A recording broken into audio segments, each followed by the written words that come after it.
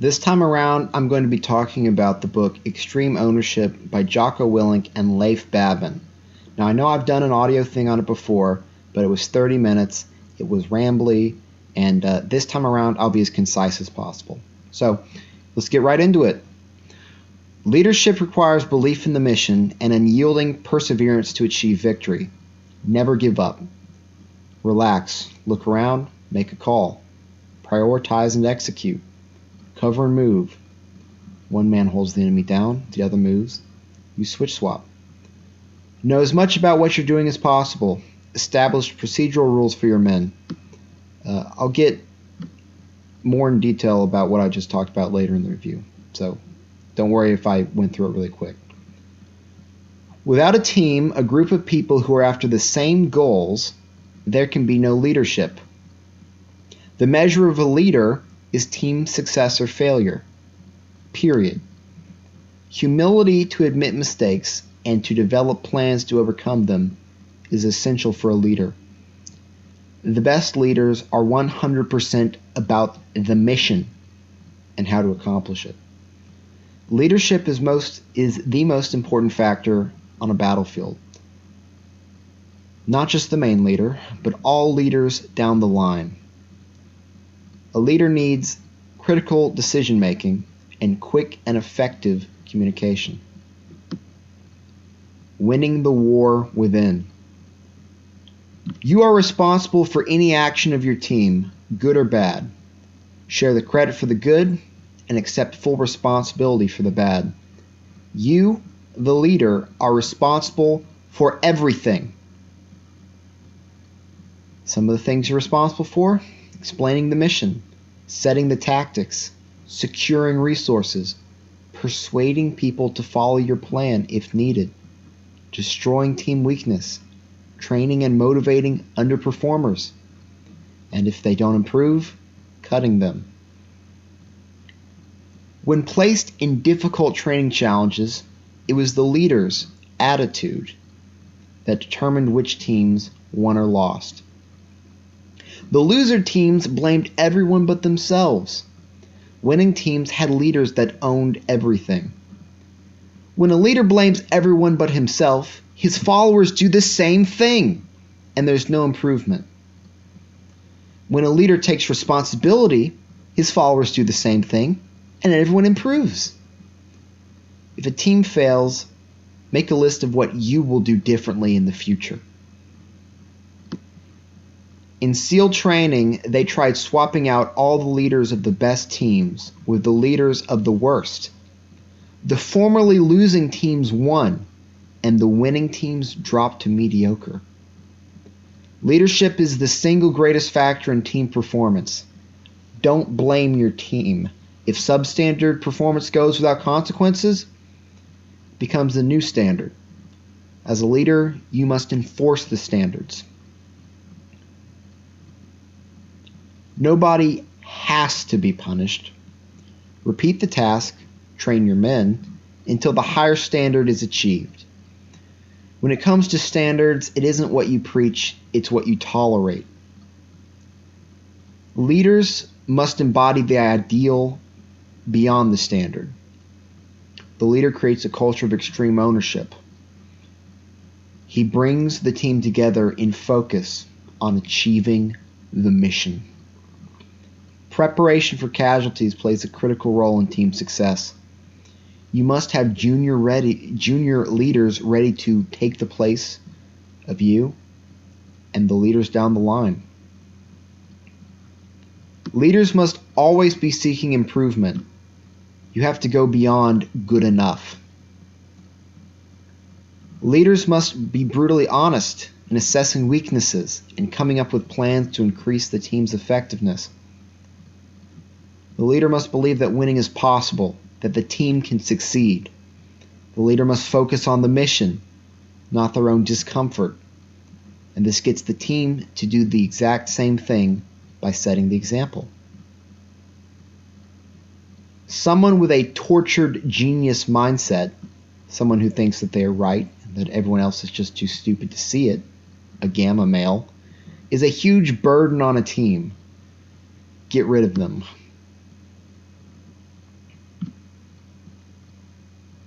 What brings you success in your mission?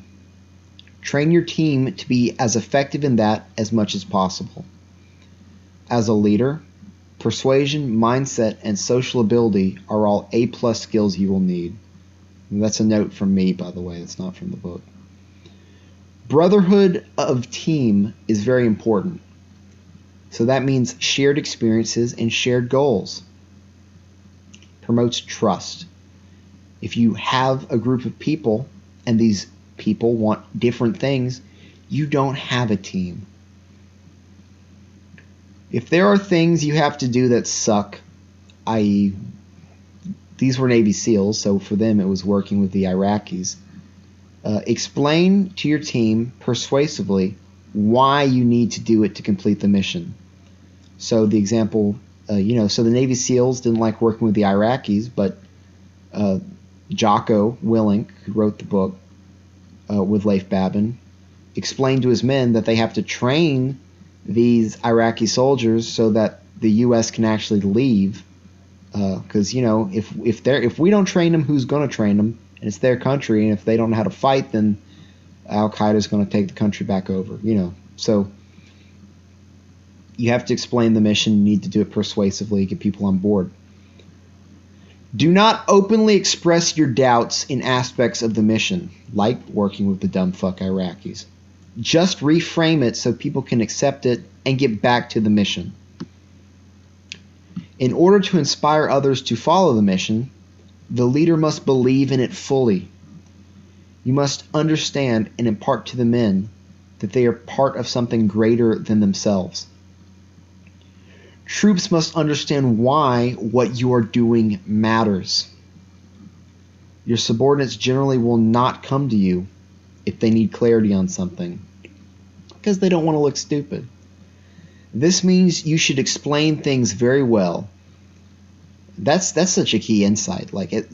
Many leaders think that just because people don't speak up, they don't have questions. No, they're afraid. They're afraid of talking to you.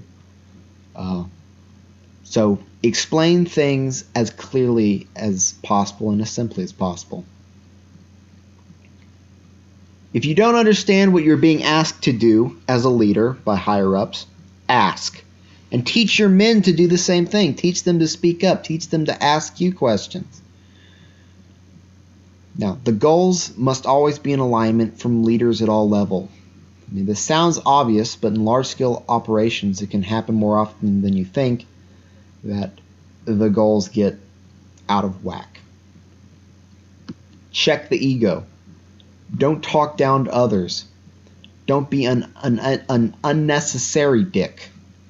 Don't think only of yourself. Don't cause the team stress. Don't waste time. Be able to work with other units for the same mission. Of course, this is where politics come into play. Attitude should be confident, not cocky.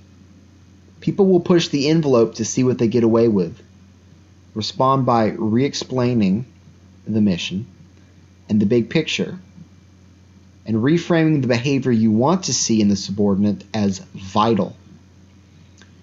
If the person is important to keep, start by saying you should have explained things better, and that you take responsibility for his failings. Then thoroughly explain how he should act in the future. And always remember that personnel is policy. Now, what does that mean? That means, if you run an organization and you fill the organization up with people who are of a certain type, guess what? That's how the organization acts. So, personnel is policy. Now, that's especially important in politics. Laws of combat. Cover and move. One team covers the other while it moves, or one individual covers the other while he moves. Then the other team covers the first team, and it moves too. So use this whenever possible while moving anywhere in a combat scenario. Of course, it can be, applied to a greater, in a greater sense. So in a business application, You use this principle in terms of overcoming the us versus them mentality that other departments in you might have. The teams in your corporation, the other departments, maybe subsidiary companies that all work under the same umbrella company, they need to get over, you as the leader need to break down the barriers and help each other, help the other departments, help the other people. I mean, you all have the same mission. So, competition in a friendly way is fine. Wanting to be your best is fine. All that's fine. But it is often the case inside organizations that there's actual conflict, actual hostility. You need to get rid of that shit.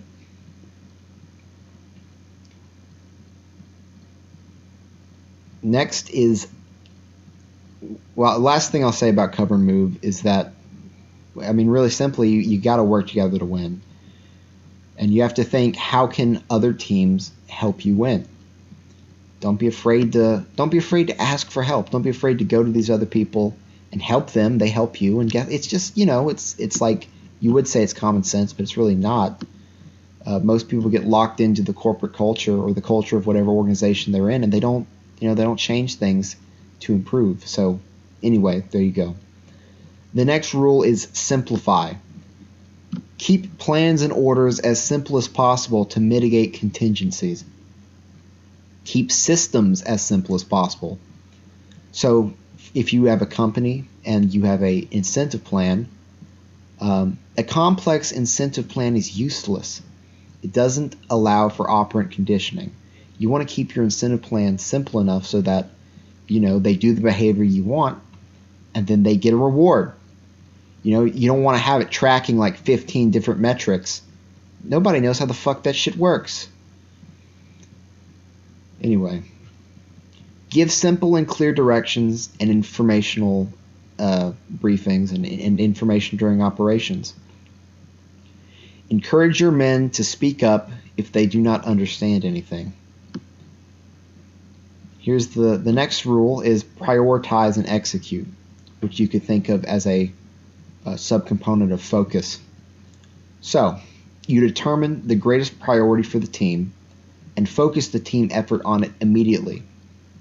Make a simple plan to execute. Find the next priority, the biggest priority, of course, and repeat. It's ridiculous I have to say that because, of course, the root of the word priority, there's no 1, 2, or 3 priority.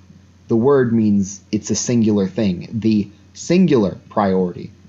But now I have to make a distinction because people talk about, oh, here are my 20 priorities. It's like, well, that's not how it works, So you find you find the priority, and then you move to the next priority, so on. Prioritize, execute. Relax, look around, make a call. What's the priority? Execute it. Stay at least a step or two ahead of likely problems. Priority is determined both by immediacy and overall strategic value. Do not have target fixation, but be thinking of your shifting circumstances and move on if you need to. Do not try to do everything at once. Now, sometimes for tactical reasons, doing multiple things works, like flooding the zone in politics or media.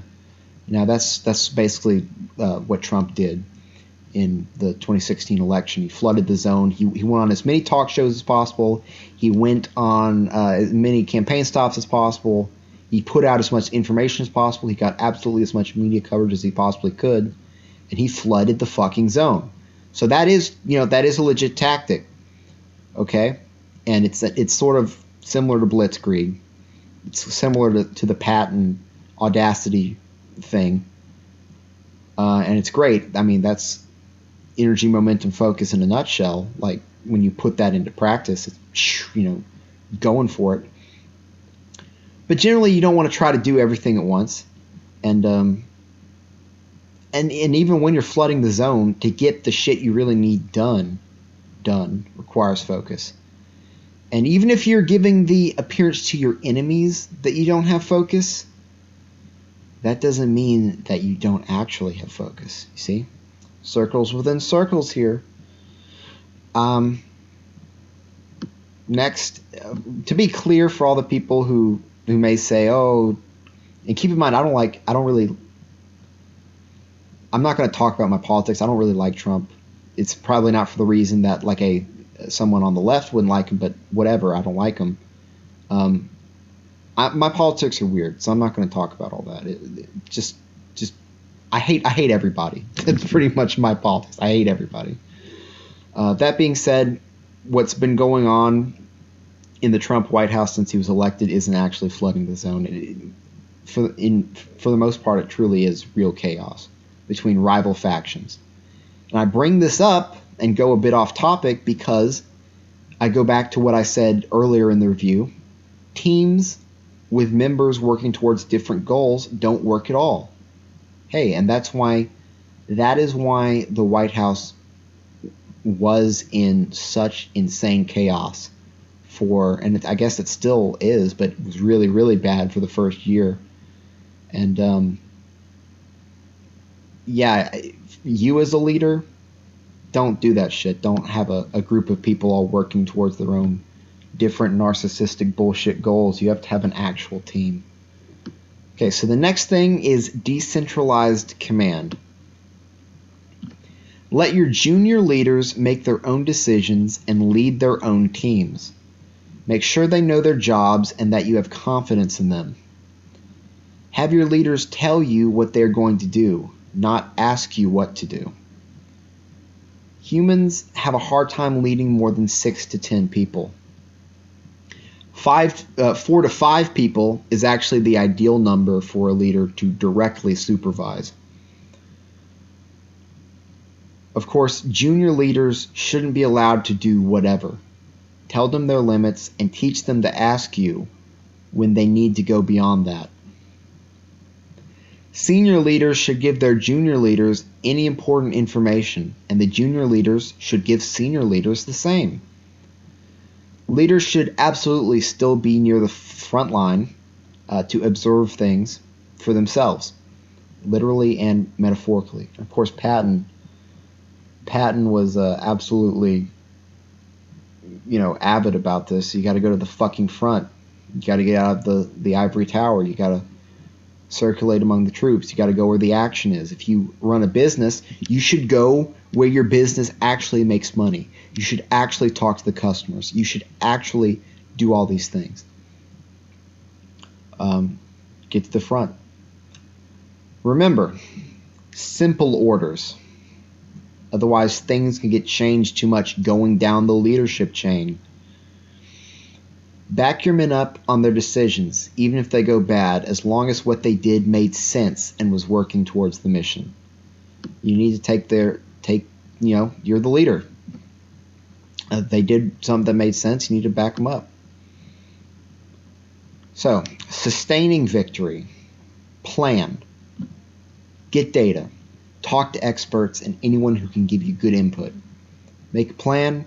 Brief everyone on the plan in detail and the contingencies of if things go wrong. At the end, tell the men the 3 most important things to remember for the plan. Plan should maximize chance for success while minimizing the risk to the troops. Don't scrap the plan unless you need to. Now, you should assume many possibilities. They should be built into your plan. If you have to change your plan at the last minute because some new piece of information came up, unless it's just completely out of left field, that doesn't show well on you, because you should have assumed that as a possibility. It should have been in the contingencies. The mission that you are planning for must be explicitly clear and focused, and should be easily explainable in terms of aiding ultimate strategic goals. Delegate the planning process down the line. The senior leader supervises, but doesn't get bogged down in the micro terrain. Let your junior leaders plan out their own area of the plan.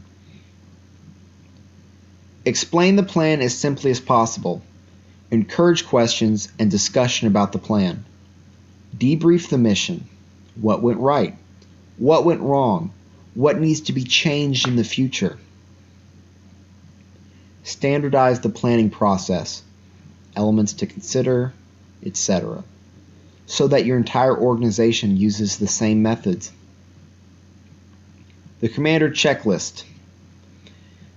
Analyze the mission. Understand the higher headquarters mission. Understand your commander's mission. Understand your specific mission. Identify assets, personnel, time available. Assign junior leaders to create the details for their segment of the plan. Determine course of action and lean toward the simplest. Plan for contingencies and mitigate risk. Keep checking the plan with emerging information. When it's time to act, brief the men on the plan and the contingencies and why it matters to the strategic goals. Post-execution. Learn what you can from what went right and what went wrong. Leading up and down the chain of command. Now, leading down the chain of command is to go to the front, to take extreme ownership, and to explain things to your men. And that's the material that's thoroughly covered in what we just talked about. Now, leading up is something that a lot of people miss. Now, leading up the chain of command is to understand where your boss is coming from and what he or they want. Don't assume your superiors know something. Push all important information up the chain. And make sure to tell them how great you're doing. Otherwise, they seriously might not notice. Communicate frequently and have a good relationship with your superiors. Support your superiors. Influence your superiors to give you more resources. Use persuasion. Use all the normal people skills, especially in a non-military setting. Break the us versus them mentality between the levels of the organization. When you do all the little BS things without complaining, then you have the capital to push back when you really need to in terms of the higher headquarters.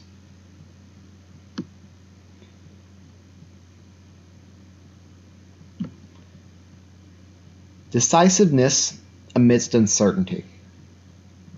Act quickly on things that can be reversed. Doing things that cannot be undone means you must be sure, i.e. killing someone. Now, these Navy SEALs in Iraq, in the book, I mean, there are 2 or 3 stories they talk about where they were seconds away from getting one of their own killed. In fact, the book starts off with one of their own getting killed in a blue-on-blue. Not a Navy SEAL, it was an Iraqi soldier. But still, I mean, still not good. Still horrible.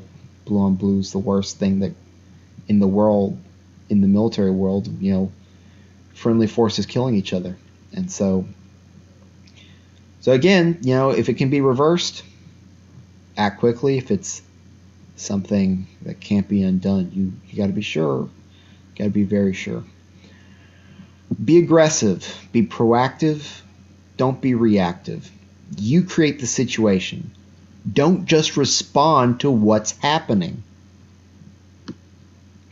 And now the final section of this book, which was expanded in Jocko's newest book, Discipline Equals Freedom.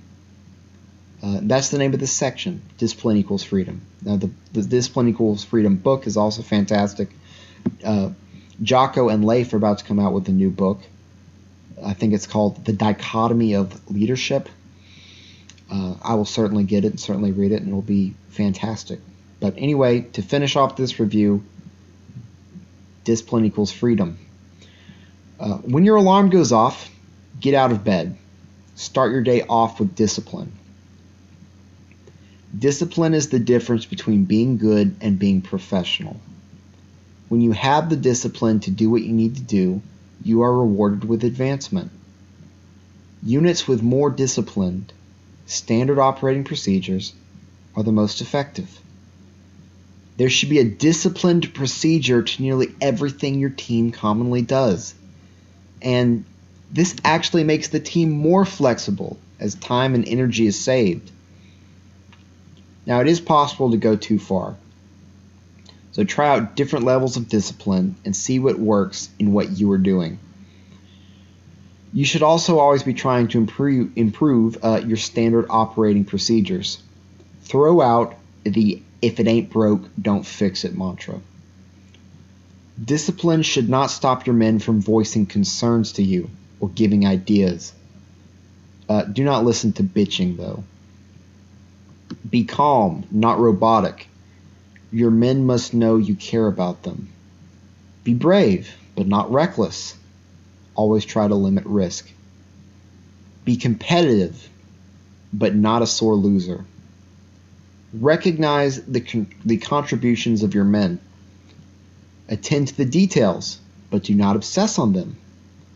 Pace yourself for the long haul. Be close to your men, but not too close. Leaders earn respect. And with that ends the review of Extreme Ownership. Of course, the key lesson of the book is to take extreme ownership if you want to see something accomplished. If an outcome happens with your team, good or bad, it's your responsibility. Take responsibility for all of it. Absolutely one of the most important books I've ever read. It's the most important book I've read on leadership besides the secret one that I'm currently reading. That's about to come out. I've actually read it before, but it's fantastic. But anyway, this review is over. I hope you enjoyed it, and I'll see you next time.